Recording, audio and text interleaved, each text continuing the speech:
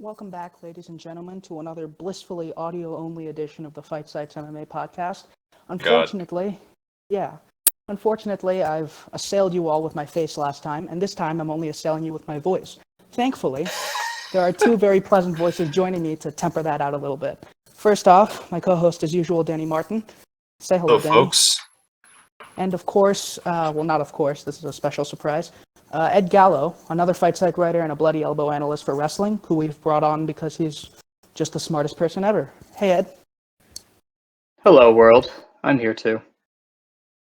So, we're here to talk about one UFC 248, an eventfully uneventful event in at least one respect, and to look forward to UFC Brasilia, which is Kevin Lee versus Charles Oliveira, the Brazil card, which has become something of a really stacked fight night card in the last 2 years.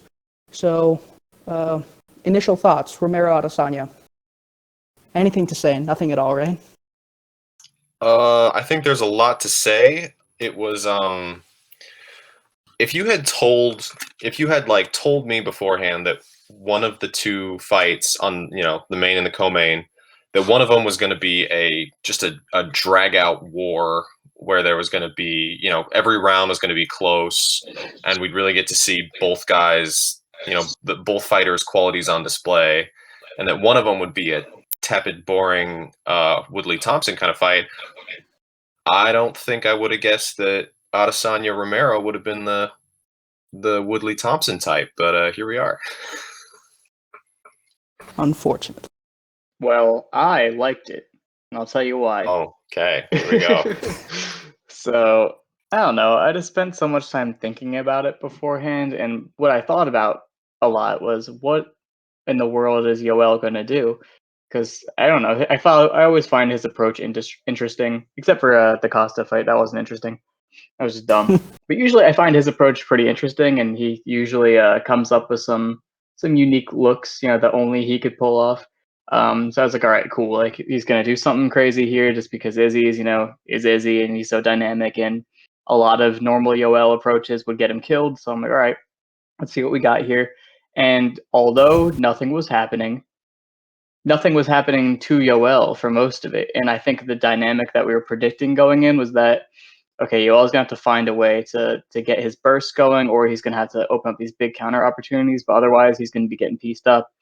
And for maybe 2 rounds, that was kind of what was happening. But for most of the fight, it was Izzy being pretty hesitant to find his entries. His kicks, at least early on, his kicking game was naked, and Yoel was actually pretty good at dealing with it. Both like hiding his leg and putting himself in position to minimize damage and checking, and that was cool. And like his high guard 52 blocks hybrid Archie Moore style thing that he does sort of well. It was working. He wasn't easily jabbed or anything like that. So like defensively, just static defensively, he held up a little bit, and that was exciting to me. And then as the fight played out, this is actually like to pose this to you guys. It didn't feel like to me that anything had changed about the fight between like the second round and the third round. But Yoel started to try to walk him down a little bit more. Did you notice that in the third round? That's kind of when things shifted. Did you see something that Izzy did that caused him to start fighting differently? I didn't see anything change overall. Like, even with Yoel walking him down, it was kind of just, I felt like Yoel had an idea of what he was doing, that it wasn't anything connected to Izzy changing, if that made sense. I think he just saw that Izzy was kicking a lot, and he wanted to limit that a little bit. Because, Izzy was clearly kind of skittish. I mean, I could be very ungenerous and say scared to death of fighting in the pocket.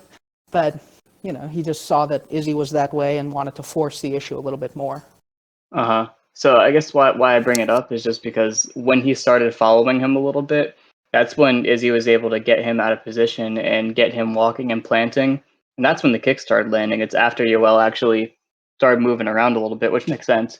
So I just it seemed like maybe Yoel was uncomfortable with how close the fight was, and he wasn't sure if he was winning, or he didn't like how hesitant or how patient Izzy was being really to not lead.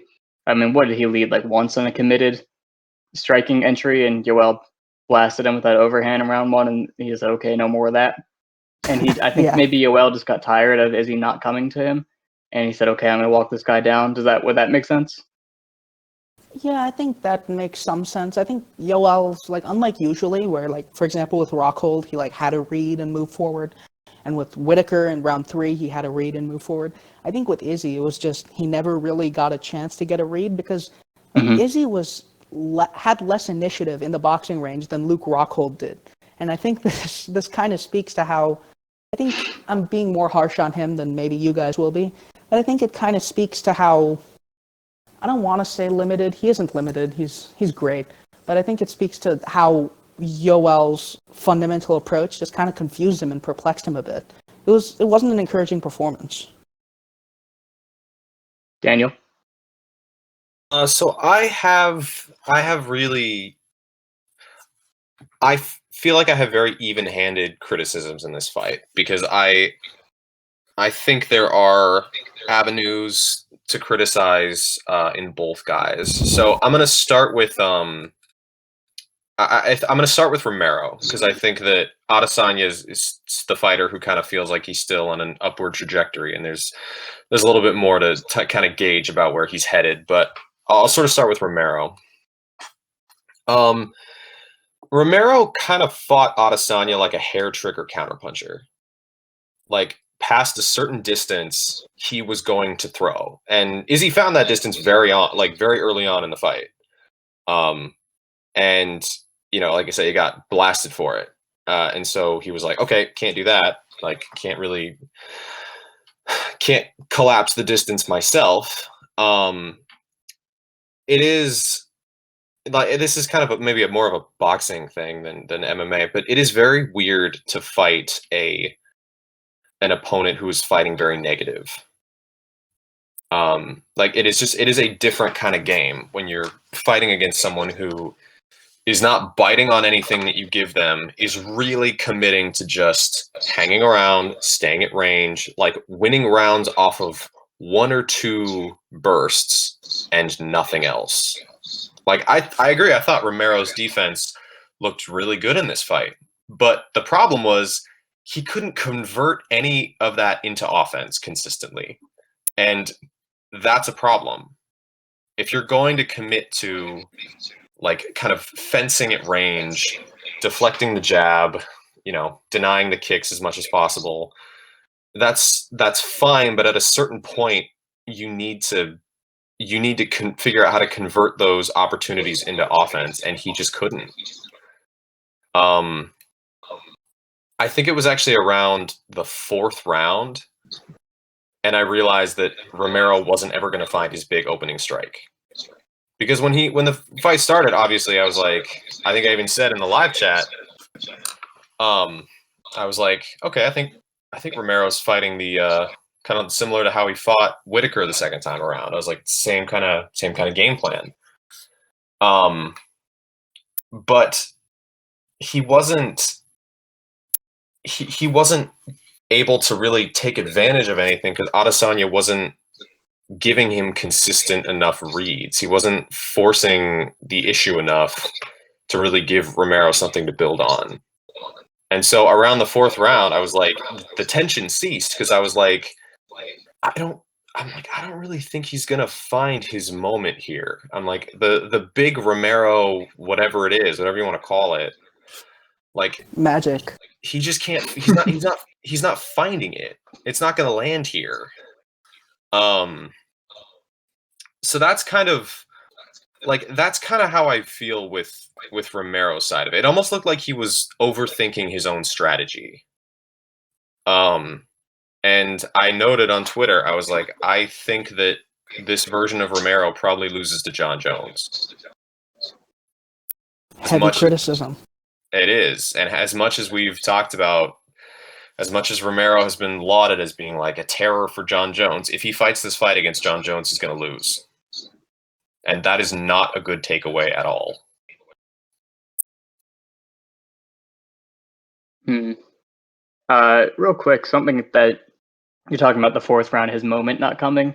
I think maybe he realized that too, because maybe more so in the 5th round, he started saying, screw it, and blitzing a little bit more like we expected him to, and it wasn't working that well. I'm not going to say it was working that well. He barely landed anything when he did it, But I mean, Izzy really wasn't doing anything about it. I know you're about to transition into your Izzy portion of your criticism. But yeah, I don't know. It's just like, yeah, I think I just want you to comment on that situation overall where Yoel could keep doing that, and maybe he should have pushed it more, but maybe if he pushed it more, then he could have been countered. But those counters didn't really look like they were there. And both of you guys have mentioned that maybe it's a southpaw problem from Yoel. So yeah, I just wanted to get your thoughts on that. You think, Sriram? Yeah, I mean, at this point, I feel like it's more of a trend than an actual weakness because I'm not sure because I mean, if you look at Adesanya's last 4 fights, it's been Anderson Silva, Kelvin Gastelum, Robert Whitaker, and Yoel Romero, and 3 of those have been somewhat tough for him. I mean, Silva I wouldn't say is tough, but he didn't impress as much as we wanted him to, in a way. I mean, Yeah, it was a little weird. Yeah, like there were, for example, before the fight, a lot of us, when confronted with the whole prime kickboxer versus prime Silva argument, we'd be like, oh yeah, Adesanya just feints him into oblivion. And that just didn't happen with an old Silva against what looked like a prime Adesanya. So it was weird. And then you had Gastelum, who gave him way more trouble than the difference in skill depth would indicate. And then you had Whitaker, who he just absolutely washed.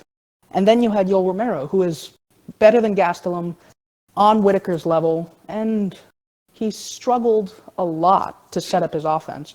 So I think there could be something specific to say about the southpaw. He's just generally less comfortable.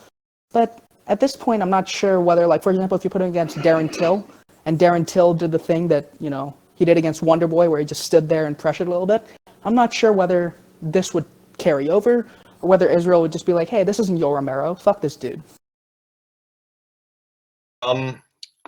I do think I agree with you that it is looking like a bit of a trend. I mean, and Adesanya's always had something of a blind spot for left hands. Even barring the Alex Pereira knockout, Jason Wilness hit him with a few left hooks. It's just always kind of been a strike he's vulnerable to. But with the Silva fight specifically, I do think there was something in there that I do kind of think that Adesanya had a little. I think he kind of respected Silva too much to really go after him. It was a weird fight, and it was a fight. You know, I realize that some people kind of looked at it as a bit of an underperformance from Adesanya, but I think there was something to the effect of he really didn't want to just kill him. But if we're kind of directing criticism towards Adesanya, I think one of the big things that sticks out to me is that while Adesanya is a great feinter, and he is he's a terrific feinting fighter, it is generally in an effort to draw opponents out of position, and it usually works against opponents who are either like slowly trying to close him down, like Jason Wilness, or against opponents who need to collapse a large amount of distance very quickly, like Whitaker or Gastelum. I think Izzy is actually more dependent on his physicality and length than I've given credit for in the past. Because he realized that he didn't have any kind of safe ways to enter the pocket with Yoel, and he felt that the disparity was pretty wide early on. So he wanted to kind of draw Romero out, but Romero was not giving him anything to work with. And so it meant that Adesanya just had to rely on his kicks, and while Adesanya is a great kicker, it didn't look like Romero was really that worried about dealing with them. He would deflect a lot of them. He would just sort of tank a lot of the leg kicks until it actually looked like his legs were really starting to buckle. But it's there's something to the effect that to really get to Adesanya, you have to push him back with your feet under you.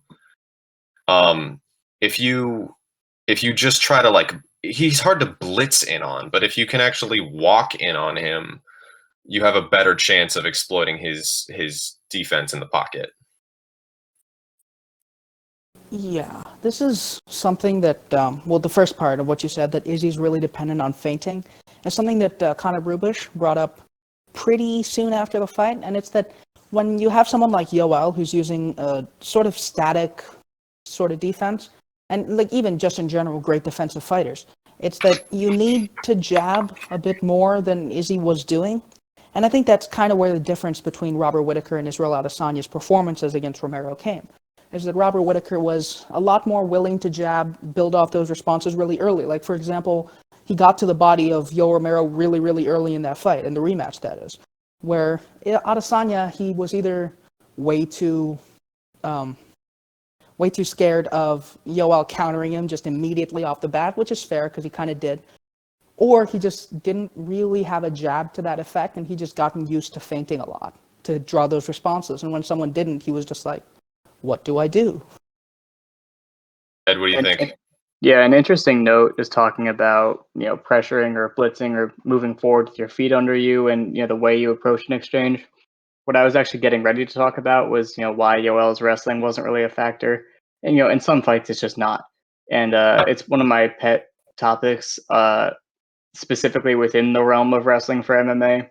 I like to think about Yoel a lot because, I mean, Chael Sonnen apparently said that Yoel in freestyle did not score offensively. Like apparently he was trying to say that he was like a parterre artist or he scored on counters, like something crazy that wasn't true. Yoel scored from neutral very easily in freestyle. It's just that his offense came off, snap downs, go behinds, ankle picks. Basically everything came off of the head. Nothing was from space. He really didn't work from space that often. And when you see a guy that's that very explosive, you usually think they're going to be like a faint level change on the outside, double leg kind of guy. In MMA, you've seen him double leg some people, so you're like, oh, okay, that's his style. But it's really not. So I think already he came into MMA with a bit of a disadvantage because to get to that style, if your attacks come off of, these very wrestling specific positions where you're tying up with someone and you're wearing on them and you're snapping them down, stuff like that, you have to, box your way into range and get to those positions. He's also excellent upper body, so you've seen him hit like Polish throws on Brad Tavares. You saw him, go inside trip on Derek Brunson. He mostly likes the Polish throw, but he's fantastic from upper body. But again, to get to those positions, he needs to be creating collisions more or less if you want over under in open space because he never really learned how to wrestle in the cage. So his favorite things weren't really available to him via any approach that he felt comfortable with. I think striking. And he showed that he can pressure in one fight, actual pressure against Rockhold. But otherwise, he's shown blitzes, like his double legs usually come off blitzes. Here's the two situations he double legs in.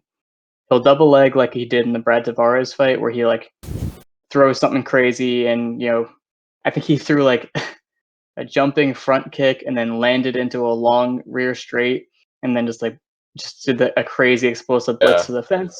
And when he hit the fence, he changed levels. So from the jump on that entry, he said, "This is a double leg entry. I'm gonna charge him all the way to the cage, and I'm gonna get to his legs when I get there. And as soon as I get there, I'm pulling him off the cage." So it wasn't like a committed cage wrestling attack. It was one sequence, one thing.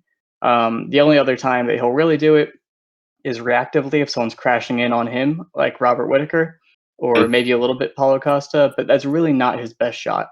So it's not really something he's good at. And then otherwise, I mean, he's not really creating any opportunities. So despite his skill level as a wrestler, his striking style is really incompatible.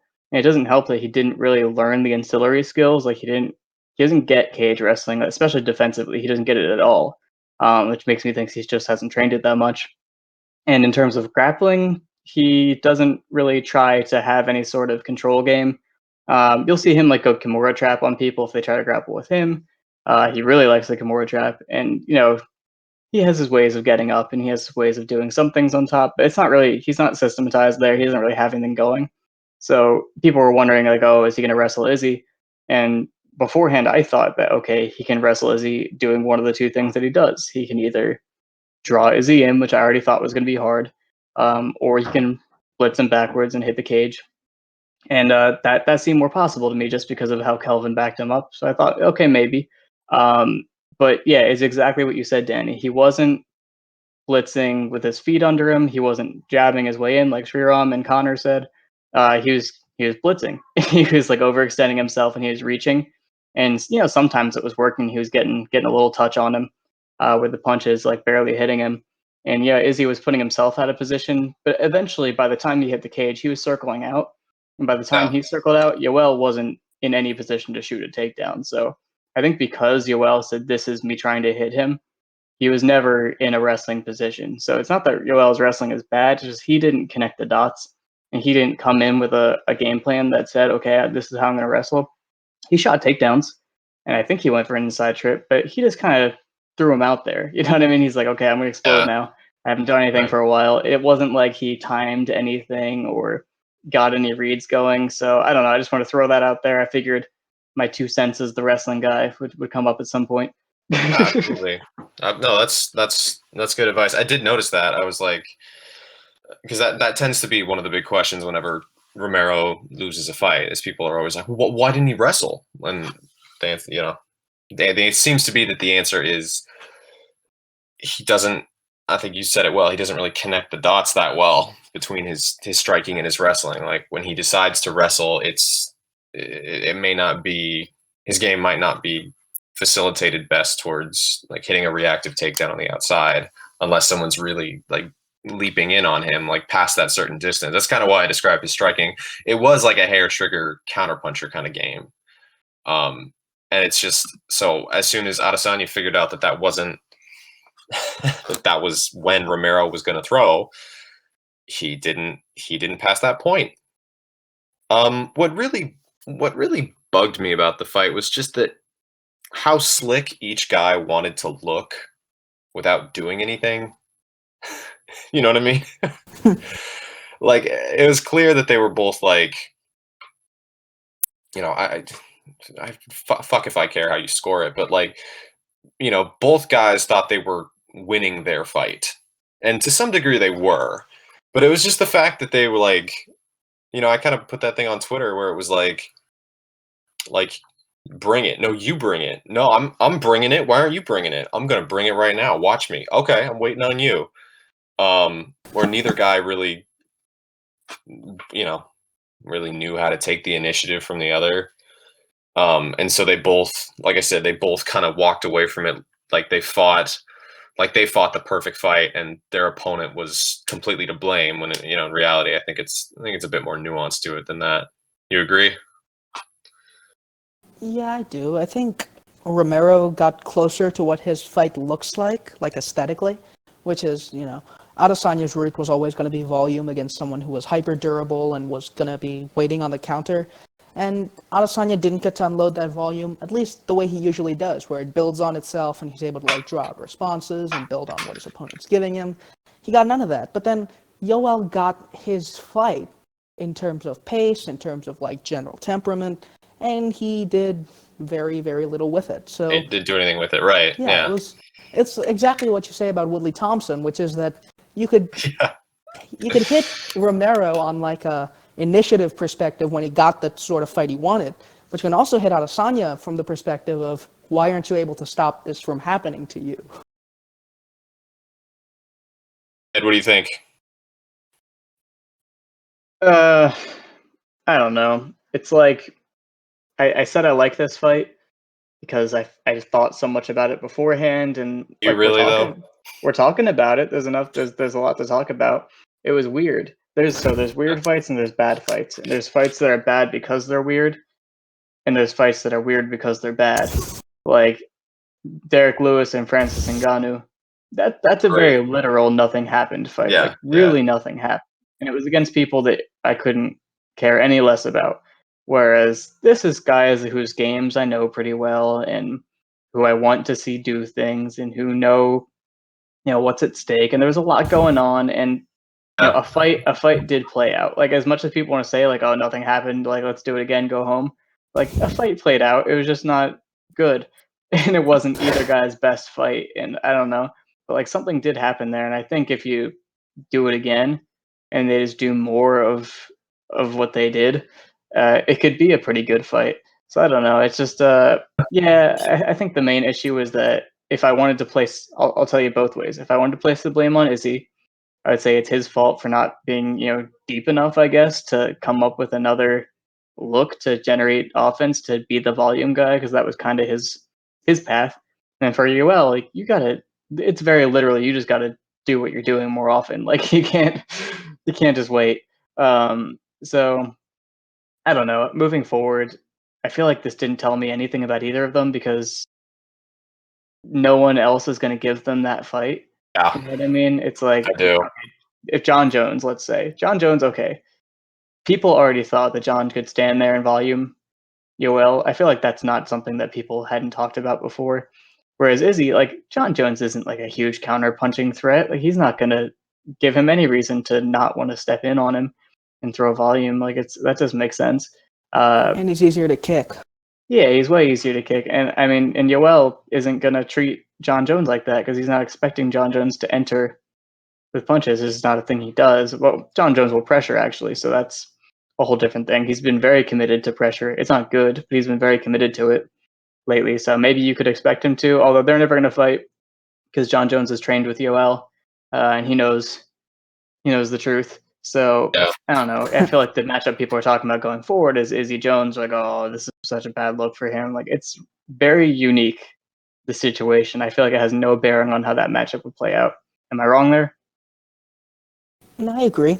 I think Izzy moving forward, the concern might be a little bit more with Costa because as some smart people said on Twitter after the fight, Romero not biting on feints is one thing when he's passive, and it's another thing when Costa's not biting on feints while actively pushing Izzy back. And that's going to give Izzy more information to work with, but it's also not going to allow him to stand there and like try to collect the few reads that he's given when he's getting kicked and punched in the body. So I think there's some grounds to be worried here that Izzy relies a bit more on feints that Costa might not respond to, but it's still very different. Yeah, I guess there's two things I want to say. One is that I actually think Adesanya he actually gets classified. He gets misclassified. Is that a word? I'm gonna hope so. Yeah, it is. He gets characterized poorly a lot of the time because he is not a counterpuncher. He can take advantage of opportunities that you give him, but he's not a countering fighter by nature. His best work comes from when he's actually able to either draw you on to his leads or create his own entries from kind of a mid-range fence. Like that is why I spent a lot of time in my article talking about the Tavares fight and the Wilness fight. Because he really did some when he's just given an opponent who's either trying to close him down slowly or an opponent who's trying to fence with him at range, like he will eat that opponent up. He has just a gorgeous ability to break through guards and to feign out reactions and so forth. But he's not a counterpuncher. He's not at least not in the traditional sense.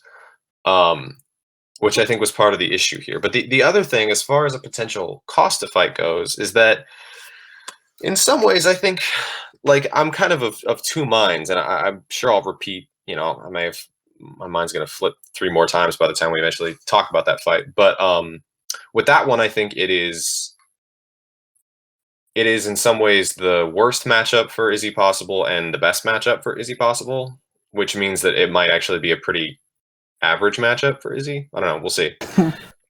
Meaning that in some ways it's really hard because Costa is going to aggressively kick with Izzy. He is going to pressure Izzy with his feet under him. He's going to kick and punch his body. Like Costa is by far the bigger hitter of the two of them. He's a really good cage cutter. He's physically bigger. He's just a larger fighter than Adesanya. And Adesanya is going to be fighting off the back foot from the jump, presumably. On the other hand, that is the kind of opponent where Adesanya should be capable of drawing Costa onto his jab immediately.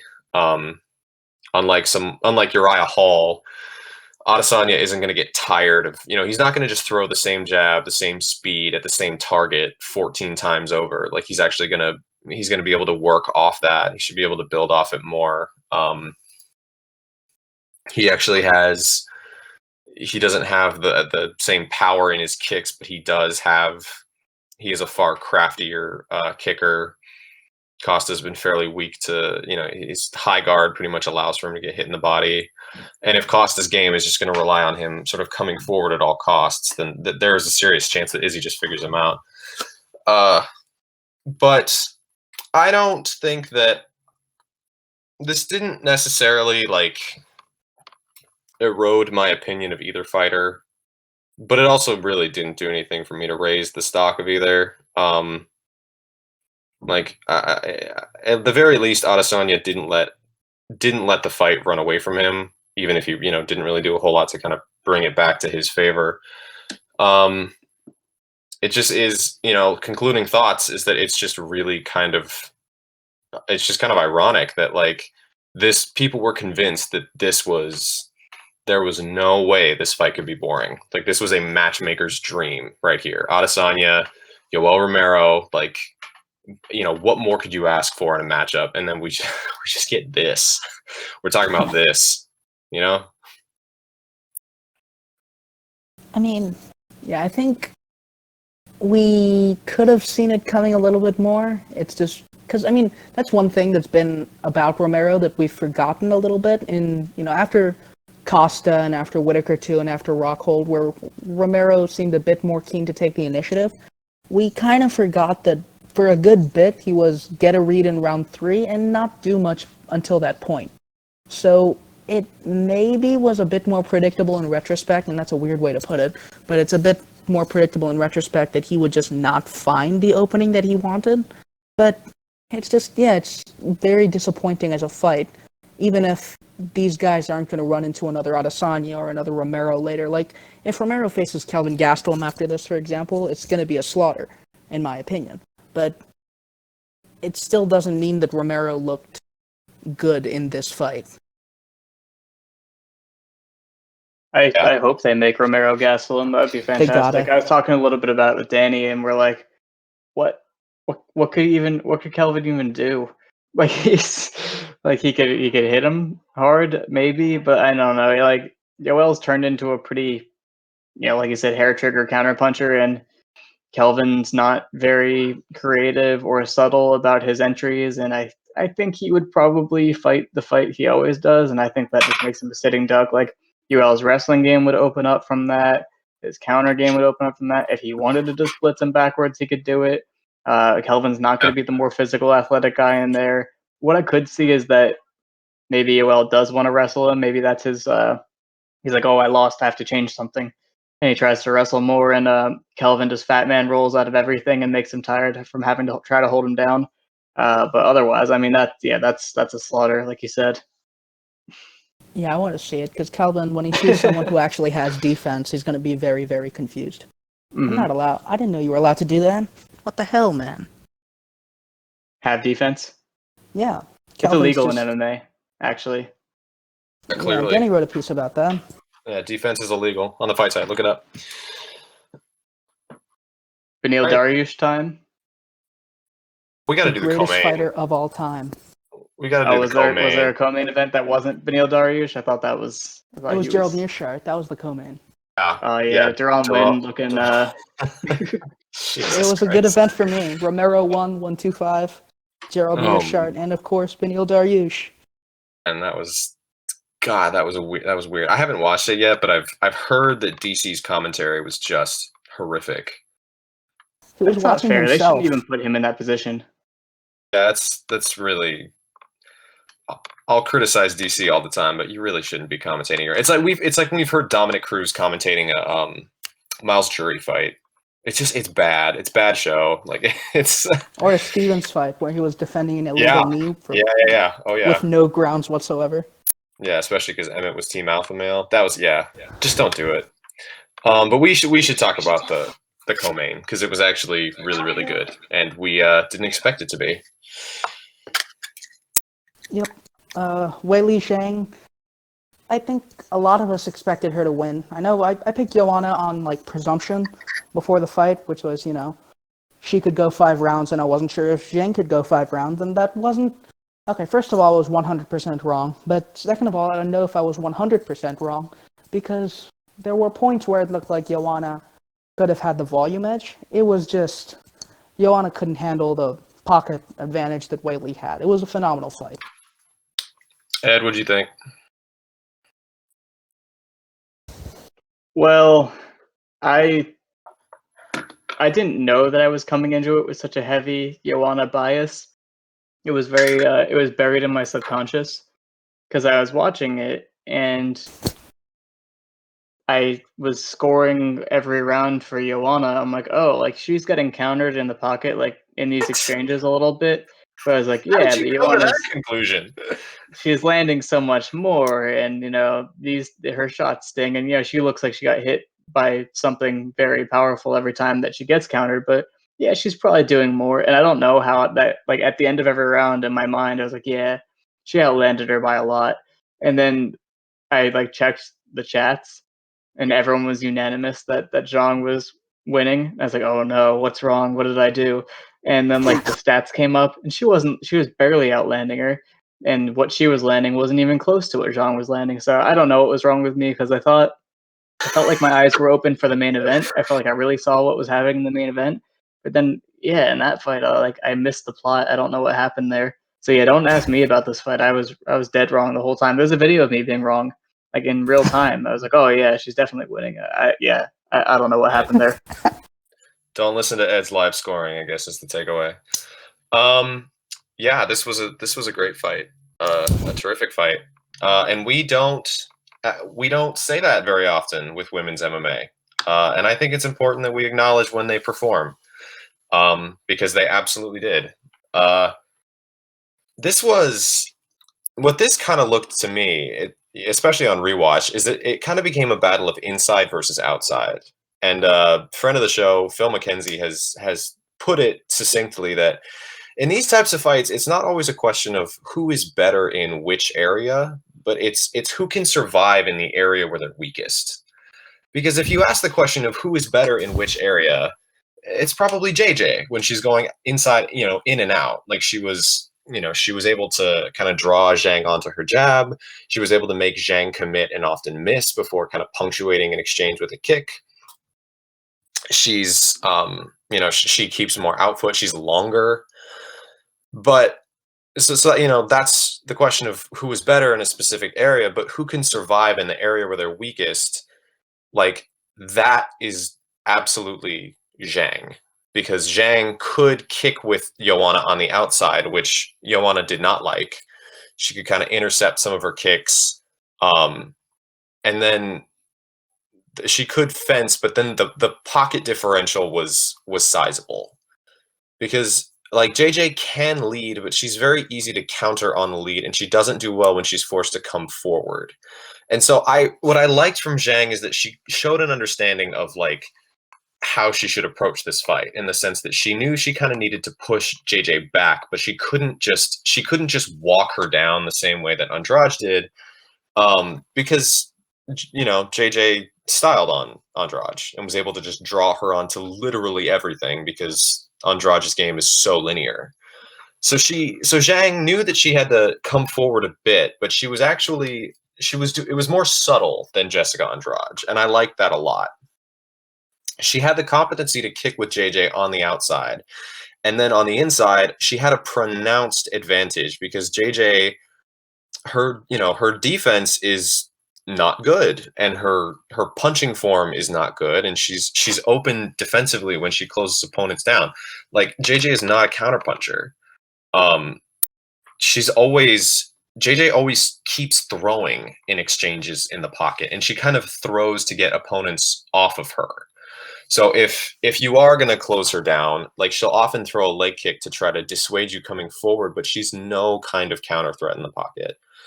Now, Weili Zhang is not some kind of defensive masterpiece in the pocket either. Like she's not that crafty. But what I noted in my preview is that she knows how to sit down on her punches. She can throw in combinations. She looks to close the door on exchanges with her left hook. Like she looks for the right things. And like that was massive. Like that was a big difference. She could counter some of JJ's kicks with punches and kicks, and she just was the bigger, tougher fighter in the pocket.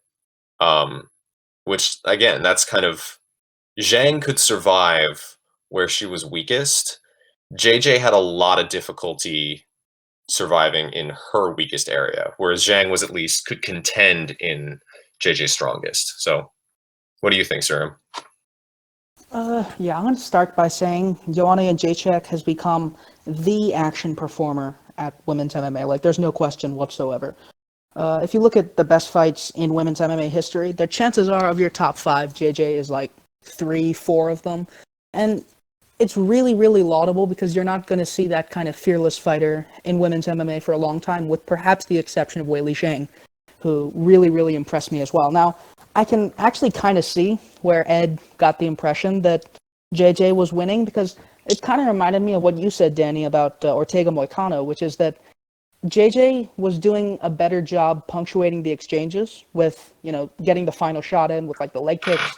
He was really, really dedicated to countering with leg kicks on Weili's exits. She was the one who was a bit more, throw a lot inside type fighter. And that hurt her defensively because, she doesn't have defense to start with, and she's not good enough at punching to not break her positioning every time and get smacked with left hooks. But she fought a good optical fight. Where the optics let her down was when her forehead became pregnant. So I think Weili won, in my opinion. It was a fairly clear Weili win. 3-2, I believe I had it. But Joanna fought a very courageous fight, and I think moving forward, if you're going to put Joanna against someone like Tatiana Suarez, or who else is at women's strawweight? I have no idea. She already beat Michelle Watterson. There's no one at women's strawweight. But she beat everyone, and I think she beats pretty much everyone except Rose and Weili in the form she was in at UFC 248. It was a phenomenal fight, and I have a lot of respect for both, more so than I have for someone like Valentina Shevchenko. Yeah, it needs to be said, because I don't know how much attention has been brought to this, but it was amazing to see Zhang show her heart the way she did. Like, for a champion who was, let's face it, mostly question marks going into that fight. We knew that she knew how to win rounds. She was, a good kicker on the outside. She mopped up Andrade in under a minute, which made everybody love her. And all that's great. But we did not know a lot about Weili Zhang. And how could we? We just had a small sample size. For a champion who was mostly question marks, she showed insane mental and physical toughness, and that is outstanding. She didn't get drained mentally. She didn't throw the same thing over and over and it just, it stopped working. She didn't get discouraged. If she threw and then missed and got hit, that didn't discourage her from throwing, right? It was just composure. She was really composed against the volume threat, the 5-round volume threat in JJ. And she just showed a lot of layers to her game that we didn't know were there. And I'm not trying to make it out like Weili Zhang is the most scientific deep fighter on the roster, but it's an important thing to recognize, because she way outperformed the way that I think a lot of people did. A lot of people were, for me, I thought Zhang was either going to knock her out or JJ was going to win over 5 rounds.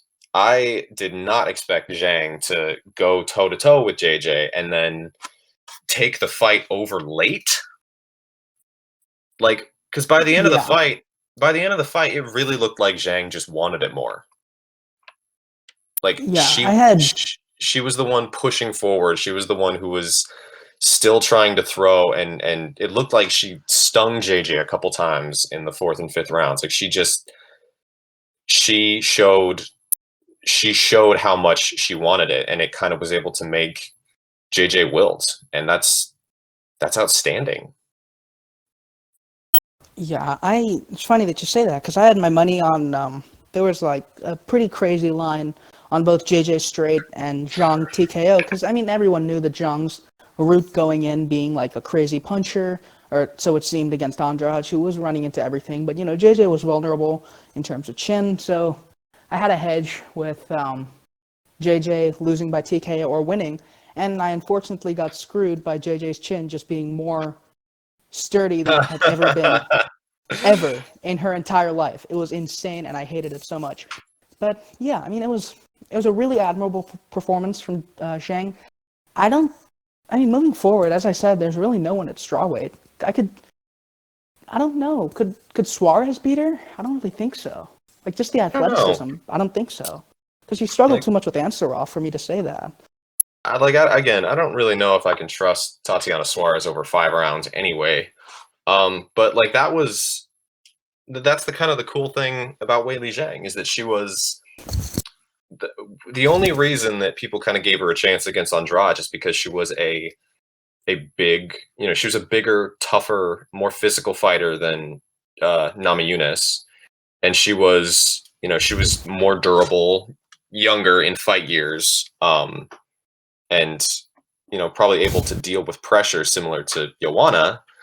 But we didn't know if she could put the pieces together, and she did at the right time.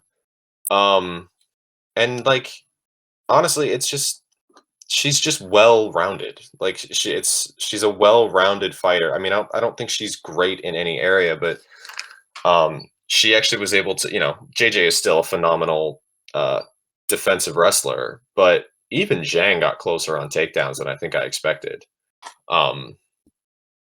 And she recognized that when JJ had the clinch edge, she eventually stopped pushing for the clinch. Like, that was an issue with Rose, is that Rose just concedes the clinch. She conceded the clinch too much to JJ in their second fight, and that's really what kept Joanna in the fight.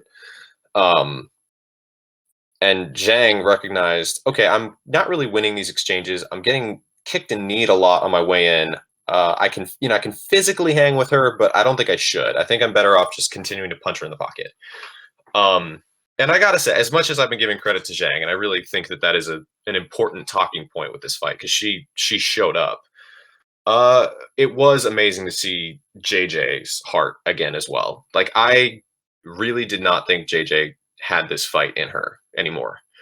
And she never stopped trying to find answers.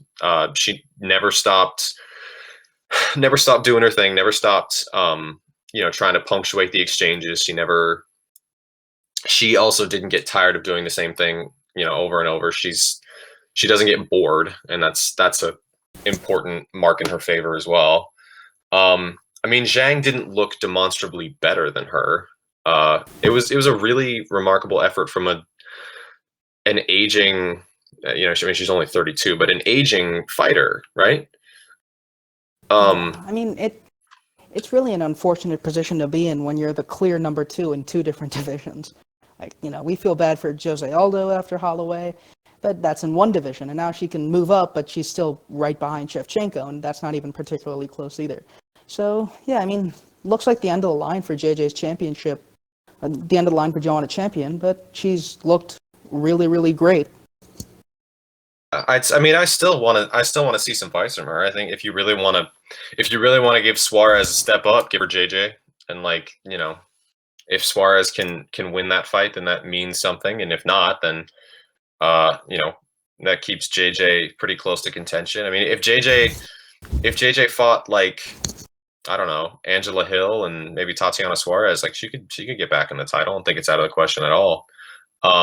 But this was a great fight. I mean, I don't think it's ultimately going to be fight of the year, but it was a great fight that we need to recognize as such, because as much as we criticize women's MMA and as much as they deserve it, when they actually show up, it can be pretty awesome. And so congrats to both women. Really, really happy for Weili Zhang. It was everything was an open question before she went in, and I think she really kind of came up aces. So I'm over the moon for her. The only thing women deserve is our respect, Danny. Wow. It was International Women's Day this week. I'll have you know. These women, I agree. And the women way outperform the men. I respect women. Oh, okay. Thank you, Ed. Ed got our mandatory female subscriber count, so we're good for the rest of today. You're welcome. You're welcome. This is a quota we have to fill. Yeah, so on that very positive note, we can move on to UFC Brasilia, which is Lee Oliveira, and a really, really great card underneath it. This is not a card I'd expect in the bloated ESPN era, but here we are. And so, Lee Oliveira, initial reads, because I'm thinking Lee just top games him, honestly. I don't really trust Oliveira to not get top gamed after Felder. But do you trust Lee to fight in a way that he'll even get to his top game? Ooh, No, there but it I is. trust. No, I don't actually. I don't. Oh Mhm. God. Oh God. Oh God. I'm panicking. I can't make up. No, I trust. I don't trust. I don't trust Lee less Trust either than of I these don't guys? Because trust I don't. Oliveira. Yeah, this is the Michael Johnson Cup. These are both reskins of Michael Johnson. Man, I don't know. So I guess Kevin Lee is getting better at striking. No, okay. So the Gillespie knockout, that wasn't just like a random thing. He legitimately looked like he kind of knew what he was doing with his tools. Like he had tools before, but he was doing things on purpose. It seemed like, and he kind of set up the knockout, which is, very low bar to clear. But for MMA and for you know Kevin Lee. for MMA and for Kevin Lee, that's great news. I really don't know what TriStar is going to do for him because I have such a hard time figuring out what TriStar actually does for people and whether or not that's going to be a good thing for Kevin Lee to have. I'm trying to think Yeah. of like other good wrestlers they've developed besides GSP. I mean, Zach Mikovsky, it's hard to attribute him to TriStar just because he's been around a lot. He's gotten a lot of different looks, and they got him with a takedown entry game that is so specific to him. But in the same way, I think GSP's was kind of specific to him. But the thing both those guys have in common is they're explosive shot artists and they can do it in the middle of the cage. Whereas Lee is like strangely elite at doubling guys on the cage. Shout out to RDA for not getting doubled on the cage. Very impressive with his Kimura trap defense. But yeah, like the other thing about doubling people in the cage is that gives Oliveira more time to maybe guillotine counter and pull guard. He's not just going to get blasted into a bad position. Maybe Lee goes single and comes up on his body lock, but if you're going single, that's a good time to get guillotined. I'm not comfortable with Kevin Lee's neck being in danger. I know people get out of Oliveira's submissions sometimes, but that's not a path. It's not a path to almost get submitted by Charles Oliveira and then end up on top and do whatever. Uh, so I'm nervous. I think he might not try to take him down. Honestly, I think they might just do the plain vanilla read that this guy has a good guard. This guy's good on the ground. Let's not wrestle him. Let's use our Yeah. new improved powerful striking and try to test that. I mean, that's more dangerous because Oliveira's been Yeah. looking pretty nasty with his hands. So how do you guys feel about that? I mean, Yeah, I think. fuck if I know. Yeah, I think Lee's gonna have to wrestle. I think to win because I don't trust his durability. I don't trust his composure as a striker. Because Oliveira, yeah, he's turned into a pretty good pressure counterpuncher type, and it hasn't been long since Kevin Lee just got pushed back and countered into oblivion by Ally Quinta of all people. So it's not. He's gonna have to wrestle. That's like he might get guillotined, but I think if Lee gets on top, I don't trust Oliveira to not break. If Lee doesn't wrestle, I don't trust him to not break. As I said, Michael Johnson Cup. Yeah, I mean, I really don't have much of a. I don't have a dog in this fight either way. Uh, I would say that I think I think one of a potentially instructive fight is actually, it was a while ago, but it might be worth bringing up, is that like Frankie Edgar actually beat the crap out of Charles Oliveira from top position, and that is legitimately impressive. I mean, Frankie Edgar has crushed some people from from top, like especially in his featherweight reign, but like he kind of fucked Charles Oliveira up. Um, I don't really like either guy in this fight, if I'm being honest.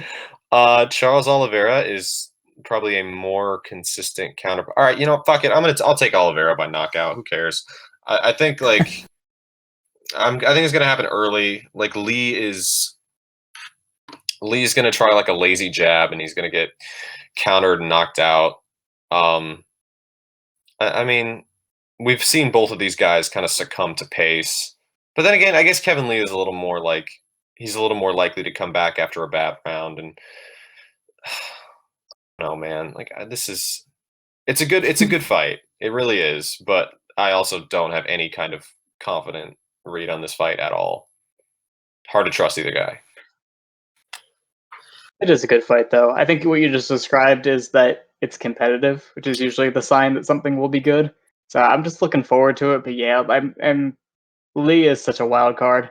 I don't really know what his game is yet. I know what the things he's good at, but I don't really know what his game is. I mean, I wrote about him. I did a wrestling article on him, but I just kind of talked about the situations he gets himself into, and like it was so hard to pinpoint. Okay, what's his process though? How does he get there? And he didn't really have one, except against Barboza, who gave it to him. He said, "I will pressure myself. Don't worry about it. We'll get in the cage. Do your thing, bro. It's all good." And that was a really easy one for him. But otherwise, yeah, he just Sriram. I just have a hard time predicting someone that is going to wrestle if I don't know how they get into wrestling situations, and if there's a reason to not want to be in them, then I'm even more skeptical. But that doesn't mean that Kevin Lee won't wrestle. I just don't know if it's a good idea because he can't reliably get to strong positions, or maybe he will. You know, maybe he'll have figured that out. But yeah, I like that fight a lot, and I'm a big fan. Yeah, Yeah, it's a great fight. I'm gonna stick with the Lee pick, very very tentatively. I think we're all hedging a lot, and Danny ultimately made a pick and then hedged some more. And I'm gonna do the same. I'm definitely gonna do the same. I think, yeah, as Danny mentioned, I think I like Lee more over the distance. I think a fight like RDA, which was like super super physically demanding of both guys, and that's not the fight where you tend to beat RDA in like a really physically demanding fight for both guys if you're not Kamaru Usman or Colby Covington or Michael Chiesa. I just broke my own heart. But I think Charles Oliveira would have broken pretty much like round 2 in that fight if I had to guess. Like at least the old Charles Oliveira. And I'm not sure, like for all his technical improvements, I'm not really sure whether he's changed mentally. And that's kind of the biggest hang-up anyone should have about Charles Oliveira, is whether he's the same guy down to his heart. And I haven't seen a reason to say that he isn't, where Kevin Lee, for the most part, he tries hard. And he kind of has the game to make Oliveira look kind of pedestrian on the ground when he gets into a top control position. I don't know, man. I'm going to hedge, but I'm going to stick with Lee just because I trust him more if he doesn't get killed. I predict Lee round 2 knockout. That's my official prediction. Despite me saying all the reasons I doubt him, I like him more. So I'm just going to pick him. I'm going to pick Charles Oliveira by a first round Bravo. Give me the big money. So I know this is not the all I really have to say on that. Yeah. I know the next fight I'm going to bring up is not the co-main event, but it might be our main event, and it's Francisco Johnny Walker Trinaldo versus Nikita Krylov. Oh, hell God. Yeah! No, that's not what I was going to say. Nah, that's actually the co-main. Is it? No, it isn't. Oh, I wish it was.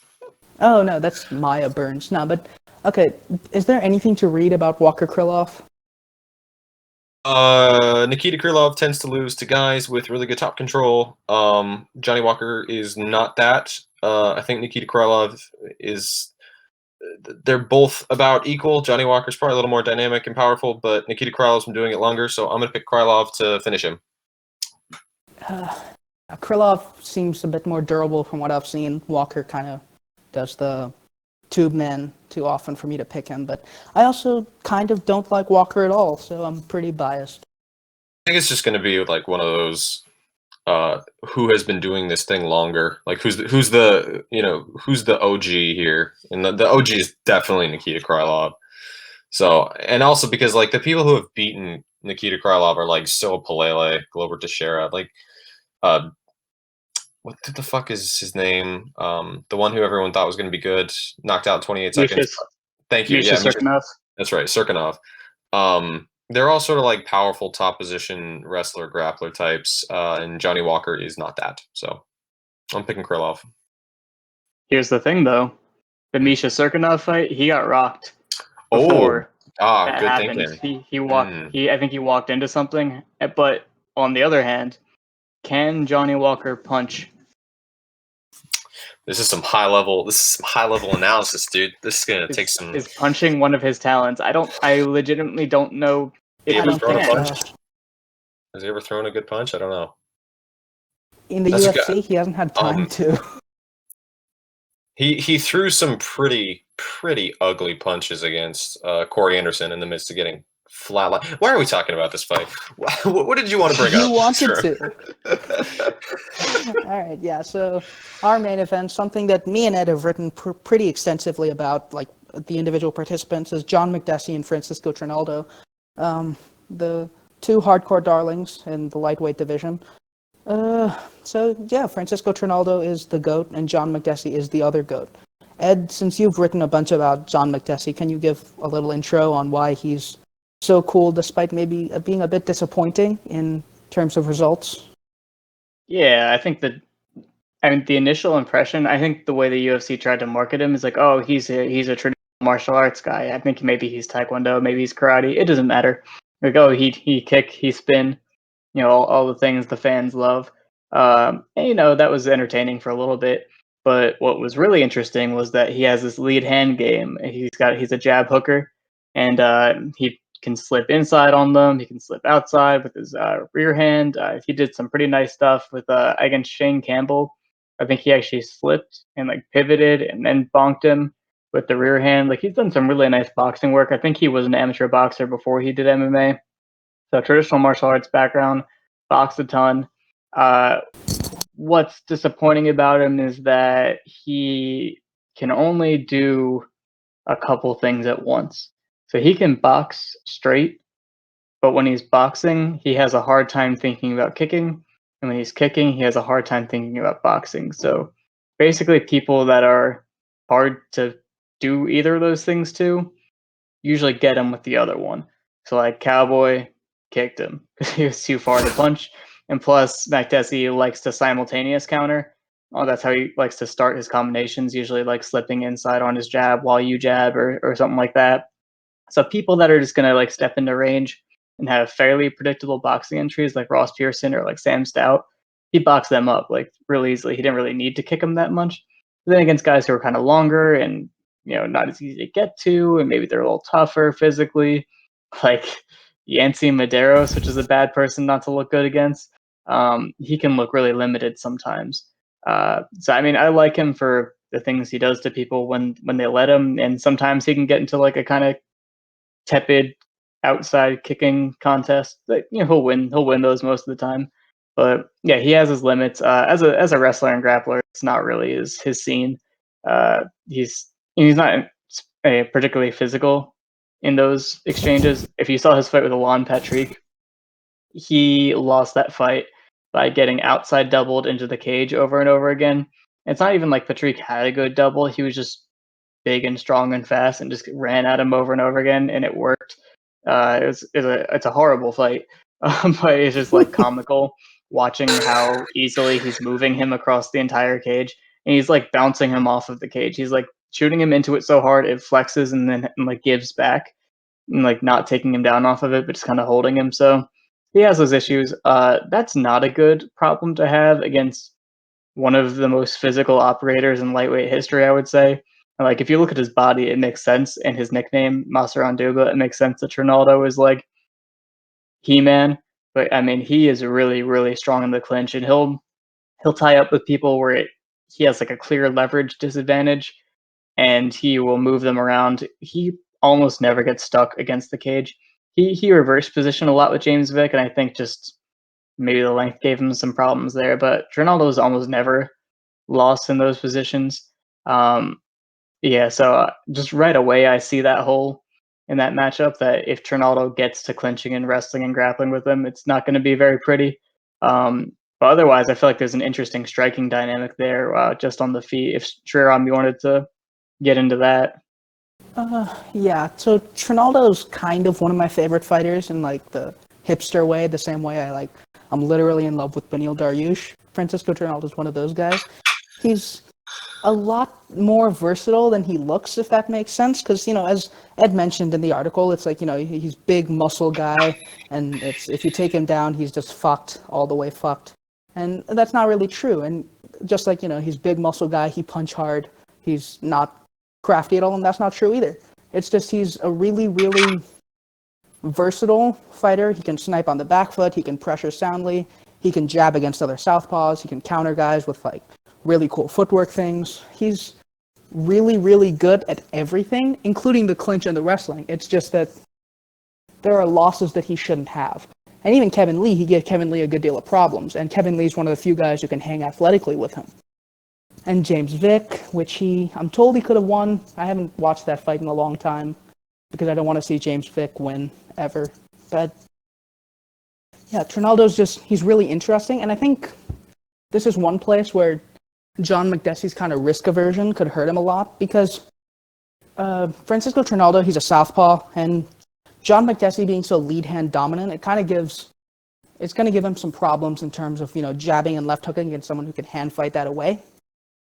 But John McDessie, he's a fairly crafty boxer. I think he can throw the rear hand if he feels the need to. Like against Abel Trujillo, I believe the knockdown was a rear hand thing. It's just a really interesting fight. I'm going to take Trinaldo just on the southpaw kind of presumption. And John McDessie's last fight wasn't a good look from him, where he just leg kicked that Jesus guy over and over. I don't know, but Trinaldo for life. I'm with you. Danny? I got no dog in this fight either. This is a weird card because it's a lot of there's a lot of interesting fights here, and I'm not sure I care about a single one of them. So Trinaldo McDessie, as you guys pointed out, is illustrated. I think I'm going to pick Francisco Trinaldo because he looks like he still has the capacity to do things in a fight, and John McDessie didn't do a lot in his last fight. So give me Trinaldo. How's that for analysis? This is what the people come for. This is what they like. Anyone who's still listening to this are like, they're going to get to this point and be like, wow, like after 45 minutes, they've used up all their good ideas, and they're just like scrounging for anything left. Yeah. I mean, it kind of has to be said that Trinaldo's fight against Bobby Green, he could have won it. I think he won it pretty clearly, but it wasn't a good look from him. I think he dropped Green super early, and that was cool. But then Green kind of went tit for tat with him, where Trinaldo landed the slightly harder shots. So it was a weird fight. I think Trinaldo's on the way down, and at 41, he has to be eventually. He's just, he's lightweight Yoel. But he should be ranked. He's, if he wasn't robbed against Hernandez, he would be. And he's just really cool to watch when he's doing things. Yeah, I'm good with that.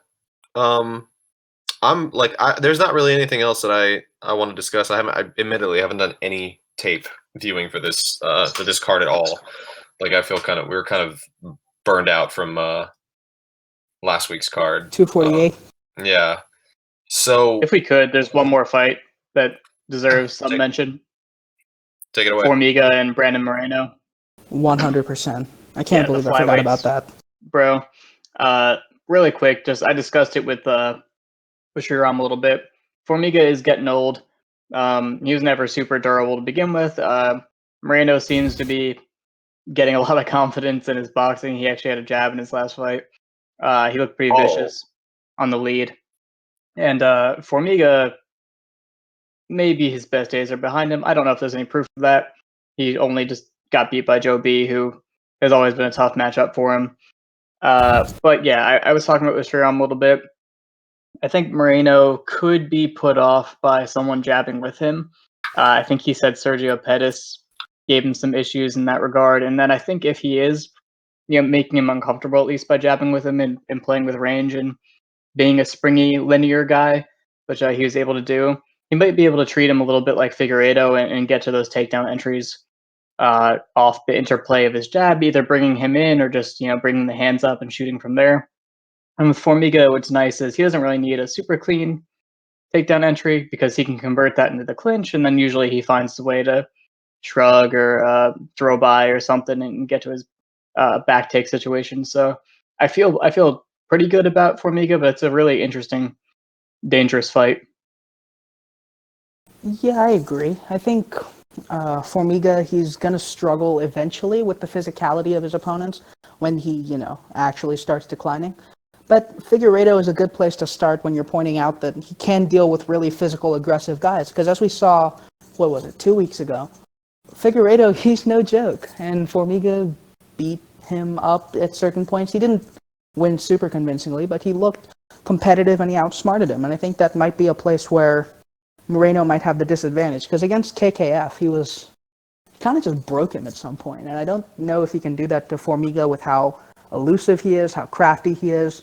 Someone who's really strong on the back foot in that Nova União way, someone who can counterpunch him, and as you mentioned, jab with him. It's just a bridge too far for me to trust Moreno. So, yeah, for me, gang.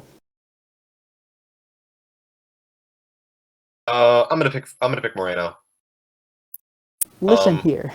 Yeah, that's half the reason I make picks anyway. I let Sriram make his pick, get out all of his analysis, and then I just say the complete opposite, just to piss him off. I do think, I actually really, in all honesty, I think Formiga should win this fight. A pretty systematic, like, moment-to-moment game where, you know, you can jab, fight off the back foot. I think he should be able to intercept Moreno in the clinch and then break. Honestly, like, it's not the same in terms of style, but it's the same in terms of philosophy as Moreno's fight with Sergio Pettis. And I'm willing to bet that Formiga's a better defensive wrestler and grappler than Sergio. Yeah, for sure. But yeah, this is a good one too. Like I sort of wonder what's left for Formiga. He was on a great streak, and then he got knocked out by Joe B. I hope he can kind of pull it back together. But I don't know. I respect Moreno for coming into the UFC when he did, but I'm not sure I've seen like a ton of development from him outside of, like, you know, a stray jab here and there. So I guess we'll see. Yeah, I think that might be all the in-depth stuff we go to, and the cool part is that this card still has a few really cool fights. We didn't touch Damian Maia versus Gilbert Burns, or Renato Moicano debuting at 155. We have an article about Moicano coming out pretty soon. It's going to be this week from Phil. Look out for that. But yeah, Moicano's cool. Those guys are cool. Zaleski, Kunchenko, that's cool. So yeah, it's a great card. Definitely, like, I will be watching, even though, like, as I said, there's not really anything that I'm super emotionally invested in here. It's like, everything should be pretty interesting, and in some ways that kind of makes the viewing experience even more relaxing. So yeah, I'm good if you guys are. Yeah, thanks for joining us. Thanks for joining us, Ed. You brilliant man. You're welcome. That was great. I agree. I hear you agree. That was really the question in the air. Thanks for clearing that up, buddy. No problem. No problem. In my opinion, he's smart enough to know whether he did well, and he did, and he does know that. Mm-hmm. I don't lack confidence. That is for damn sure. You shouldn't. Yeah, thank you guys for joining us on this week's episode of the Fight Sites MMA podcast. Tune in next week where we will be discussing Tyron Woodley, famed rapper and performer, against the biggest forehead in the game, Leon Edwards. Tune in next week to find out how these upcoming musicians and confidence poised welterweights. I'm running out of things to say. I think we should call it. Yeah, let's call it. See you guys later.